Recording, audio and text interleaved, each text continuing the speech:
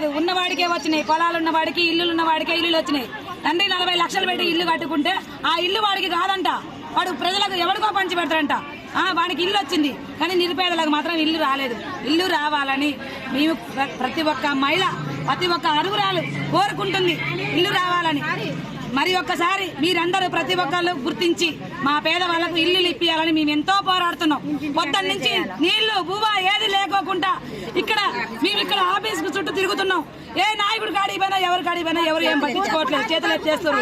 ఏం కుట్రలు జరుగుతున్నాయో ఏం జరుగుతున్నాయో మాకు తెలియట్లేదు. ఏం చేయాలి, వాళ్ళే ఇచ్చుకుంటారు.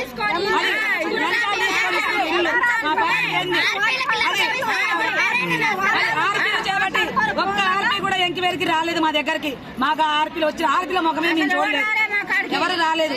ఎంతో మంది పేదలు, ఆ పేదవాళ్ళందరికీ ఇల్లులు ఇవ్వాలని మేము దయచేసి కోరుకుంటున్నాం. మీరు ఏం చేస్తారో, న్యాయం చేస్తారో, అన్యాయం చేస్తారో, అది ఏం చేస్తారో మీ మీద ఈ పోరాటాన్ని కొనసాగిస్తాం.